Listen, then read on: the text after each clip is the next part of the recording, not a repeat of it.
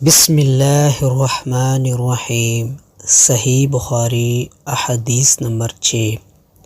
ہم کو عبدان نے حدیث بیان کی، انہیں عبداللہ بن مبارک نے خبر دی، ان کو یونس نے، انہوں نے زہری سے یہ حدیث سنی۔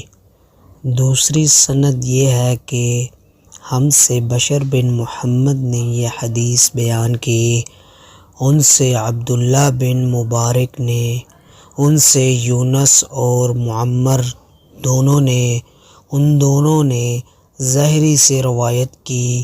پہلی سند کے مطابق زہری سے عبداللہ بن عبداللہ نے، انہوں نے ابن عباس رضی اللہ تعالی عنہ سے یہ روایت نقل کی کہ رسول اللہ صلی اللہ علیہ وآلہ وسلم سب لوگوں سے زیادہ جواد، سخی تھے، اور رمضان میں دوسرے اوقات کے مقابلے میں جب جبرائیل علیہ السلام آپ صلی اللہ علیہ وآلہ وسلم سے ملتے بہت ہی زیادہ جود و کرم فرماتے۔ جبرائیل علیہ السلام رمضان کی ہر رات میں آپ صلی اللہ علیہ وآلہ وسلم سے ملاقات کرتے اور آپ صلی اللہ علیہ وآلہ وسلم کے ساتھ قرآن کا دورہ کرتے۔ غرض نبی کریم صلی اللہ علیہ وآلہ وسلم لوگوں کو بھلائی پہنچانے میں بارش لانے والی ہواؤں سے بھی زیادہ جود و کرم فرمایا کرتے تھے۔ صحیح بخاری احادیث نمبر 6 میں پتہ چلتا ہے کہ رسول اللہ صلی اللہ علیہ وآلہ وسلم سب لوگوں سے زیادہ سخی تھے، اور رمضان میں جبرائیل علیہ السلام آپ صلی اللہ علیہ وآلہ وسلم سے ملتے بہت ہی زیادہ جود و کرم فرماتے۔ صحیح بخاری احادیث نمبر 7 میں ہم کو ابو الایمان حکم بن نافع نے حدیث بیان کی، انہیں اس حدیث کی شعیب نے خبر دی، انہوں نے زہری سے یہ حدیث سنی، انہیں عبداللہ بن عبداللہ بن عتبہ بن مسعود نے خبر دی کہ عبداللہ بن عباس سے ابو سفیان بن حرب نے یہ واقعہ بیان کیا کہ ہرقل نے ان کے پاس قریش کے قافلے میں ایک آدمی بلانے کو بھیجا، اور اس وقت یہ لوگ تجارت کے لیے ملک شام گئے ہوئے تھے، اور یہ وہ زمانہ تھا جب رسول اللہ صلی اللہ علیہ وآلہ وسلم نے قریش اور ابو سفیان سے ایک وقتی عہد کیا ہوا تھا۔ جب ابو سفیان اور دوسرے لوگ ہرقل کے پاس ایلیا پہنچے جہاں ہرقل نے دربار طلب کیا تھا، اس کے گرد روم کے بڑے بڑے لوگ بیٹھے ہوئے تھے۔ ہرقل نے ان کو اور اپنے ترجمان کو بلوایا، پھر ان سے پوچھا کہ تم میں سے کون شخص مدعی رسالت کا زیادہ قریبی عزیز ہے؟ ابو سفیان کہتے ہیں کہ میں بول اٹھا کہ میں اس کا سب سے زیادہ قریبی رشتہ دار ہوں۔ یہ سن کر ہرقل نے حکم دیا کہ اس کو ابو سفیان کو میرے قریب لا کر بٹھاؤ اور ان کے ساتھیوں کو اس کے پیٹھ کے پیچھے بٹھا دو۔ پھر اپنے ترجمان سے کہا کہ ان لوگوں سے کہہ دو کہ میں ابو سفیان سے اس شخص کے یعنی محمد رسول اللہ صلی اللہ علیہ وآلہ وسلم کے حالات پوچھتا ہوں، اگر یہ مجھ سے کسی بات میں جھوٹ بول دے تو تم اس کا جھوٹ ظاہر کر دینا۔ ابو سفیان کا قول ہے کہ اللہ کی قسم، اگر مجھے یہ غیرت نہ آتی کہ یہ لوگ مجھ کو جھٹلائیں گے تو میں آپ صلی اللہ علیہ وآلہ وسلم کی نسبت ضرور غلط گواہی سے کام لیتا۔ خیر، پہلی بات جو ہرقل نے مجھ سے پوچھی وہ یہ کہ اس شخص کا خاندان تم لوگوں میں کیسا ہے؟ میں نے کہا کہ وہ تو بڑے اونچے عالی نسب والے ہیں۔ کہنے لگا، اس سے پہلے بھی کسی نے تم لوگوں میں ایسی بات کہی تھی؟ میں نے کہا نہیں۔ کہنے لگا، اچھا اس کے بڑوں میں کوئی بادشاہ ہوا ہے؟ میں نے کہا نہیں۔ پھر اس نے کہا، بڑے لوگوں نے اس کی پیروی اختیار کی ہے یا کمزوروں نے؟ میں نے کہا نہیں، کمزوروں نے۔ پھر کہنے لگا اس کے تابع دار روز بڑھتے جاتے ہیں یا کوئی ساتھی پھر بھی جاتا ہے؟ میں نے کہا نہیں۔ کہنے لگا کہ کیا اپنے اس دعویٰ نبوت سے پہلے کبھی کسی بھی موقع پر اس نے جھوٹ بولا ہے؟ میں نے کہا نہیں، اور اب ہماری اس سے صلح کی ایک مقرر مدت ٹھہری ہوئی ہے، معلوم نہیں وہ اس میں کیا کرنے والا ہے۔ ابو سفیان کہتے ہیں میں اس بات کے سوا اور کوئی جھوٹ اس گفتگو میں شامل نہ کر سکا۔ ہرقل نے کہا کیا تمہاری اس سے کبھی لڑائی بھی ہوتی ہے؟ ہم نے کہا کہ ہاں۔ بولا پھر تمہاری اور اس کی جنگ کا کیا حال ہوتا ہے؟ میں نے کہا لڑائی ڈول کی طرح ہے، کبھی وہ ہم سے میدان جنگ جیت لیتے ہیں اور کبھی ہم ان سے جیت لیتے ہیں۔ ہرقل نے پوچھا وہ تمہیں کس بات کا حکم دیتا ہے؟ میں نے کہا وہ کہتا ہے کہ صرف ایک اللہ ہی کی عبادت کرو، اس کا کسی کو شریک نہ بناؤ اور اپنے باپ دادا کی شرک کی باتیں چھوڑ دو، اور ہمیں نماز پڑھنے، سچ بولنے، پرہیزگاری اور صلح رحمی کا حکم دیتا ہے۔ یہ سب سن کر پھر ہرقل نے اپنے ترجمان سے کہا کہ ابو سفیان سے کہہ دے کہ میں نے تم سے اس کا نسب پوچھا تو تم نے کہا کہ وہ ہم میں عالی نسب ہے اور پیغمبر اپنی قوم میں عالی نسب ہی بھیجے جایا کرتے ہیں۔ میں نے تم سے پوچھا کہ دعوی نبوت کی یہ بات تمہارے اندر اس سے پہلے کسی اور نے بھی کہی تھی؟ تو تم نے جواب دیا کہ نہیں۔ تب میں نے اپنے دل میں کہا کہ اگر یہ بات اس سے پہلے کسی نے کہی ہوتی تو میں سمجھتا کہ اس شخص نے بھی اسی بات کی تقلید کی ہے جو پہلے کہی جا چکی ہے۔ میں نے تم سے پوچھا کہ اس کے بڑوں میں کوئی بادشاہ بھی گزرا ہے؟ تم نے کہا نہیں۔ تو میں نے دل میں کہا کہ ان کے بزرگوں میں سے کوئی بادشاہ ہوا ہوگا تو کہہ دوں گا کہ وہ شخص اس بہانہ اپنے آباء و اجداد کی بادشاہت اور ان کا مالک کو دوبارہ حاصل کرنا چاہتا ہے۔ اور میں نے تم سے پوچھا کہ اس بات کے کہنے کے یعنی پیغمبری کا دعویٰ کرنے سے پہلے تم نے کبھی اس کو دروغ گوئی کا الزام لگایا ہے؟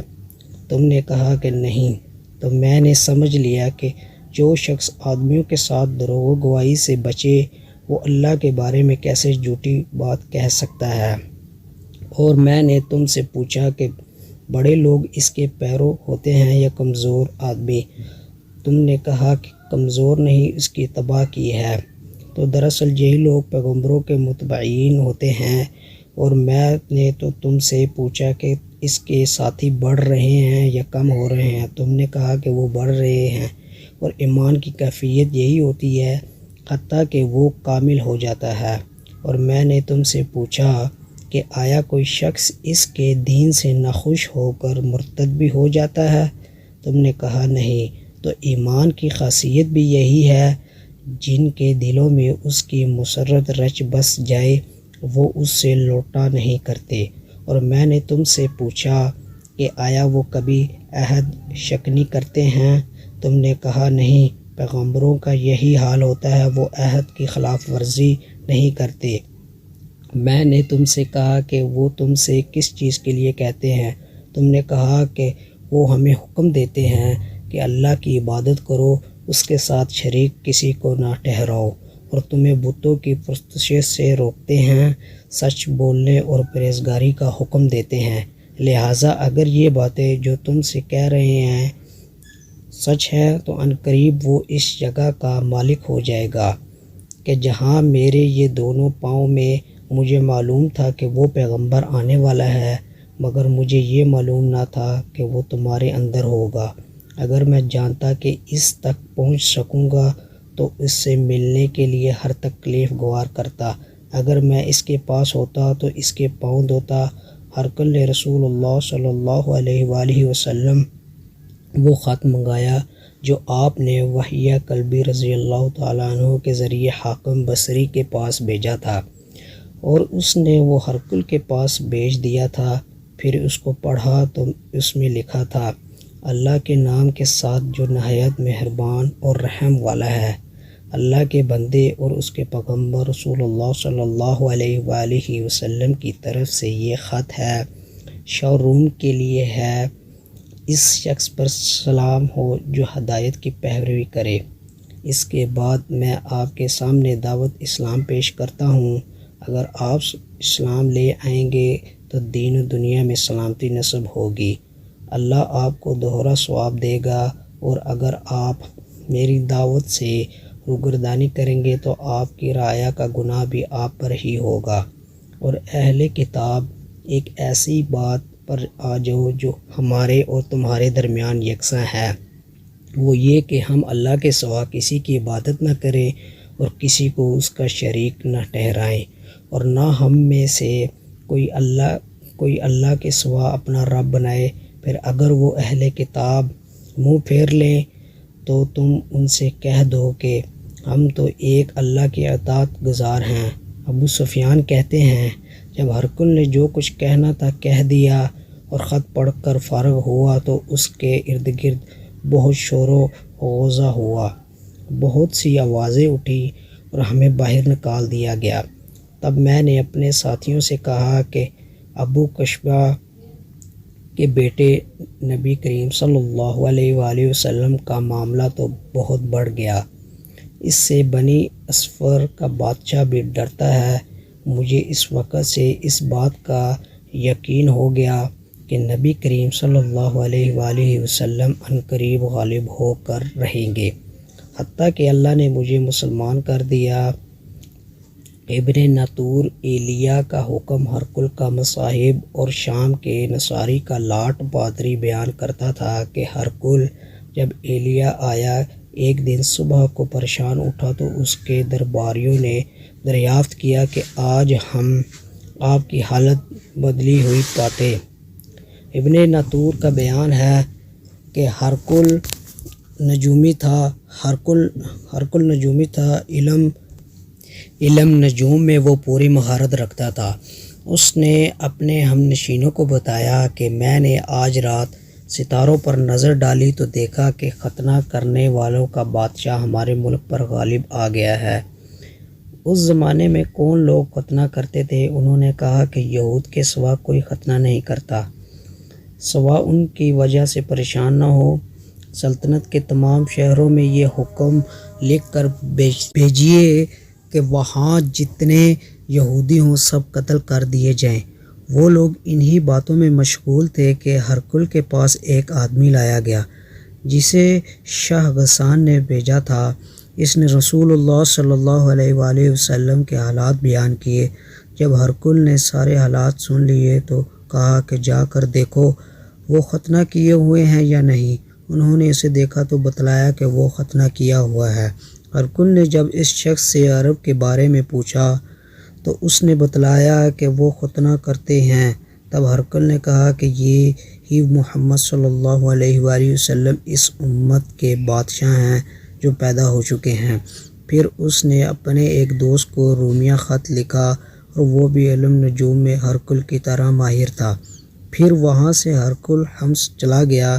ابھی حمص سے نکلا نہیں تھا کہ اس کے دوست کا خط اس کے جواب میں آ گیا۔ اس کی رائے بھی نبی کریم صلی اللہ علیہ وآلہ وسلم کے ظہور کے بارے میں ہرقل کے موافق تھی کہ محمد صلی اللہ علیہ وآلہ وسلم واقعی پیغمبر ہیں۔ اس کے بعد ہرقل نے روم کے بڑے آدمیوں کو اپنے حمص کے محل میں طلب کیا اور اس کے حکم سے محل کے دروازے بند کر لیے گئے۔ پھر وہ اپنے خاص محل سے باہر آیا اور کہا، اے روم والو، کیا ہدایت اور کامیابی میں کچھ حصہ تمہارے لیے بھی ہے؟ اگر تم اپنی سلطنت کی بقا چاہتے ہو تو پھر اس نبی کی بیعت کر لو اور مسلمان ہو جاؤ۔ یہ سننا تھا کہ پھر وہ لوگ وحشی گدھوں کی طرح دروازوں کی طرف دوڑے مگر انہیں بند پایا۔ آخر جب ہرقل نے اس بات سے ان کی یہ نفرت دیکھی اور ان کے ایمان لانے سے مایوس ہو گیا تو کہنے لگا کہ ان لوگوں کو میرے پاس لاؤ۔ جب وہ دوبارہ آئے اس نے کہا کہ میں نے جو بات کہی تھی اس سے تمہاری دینی پختگی کی آزمائش مقصود تھی، سو وہ میں نے دیکھ لی۔ تب یہ بات سن کر وہ سب کے سب اس کے سامنے سجدے میں گر پڑے اور اس سے خوش ہو گئے۔ بالآخر ہرقل کی آخری حالات یہی رہے۔ ابو عبداللہ کہتے ہیں کہ اس حدیث کو صالحہ بن کیسان، یونس اور معمر نے بھی زہری سے روایت کیا ہے۔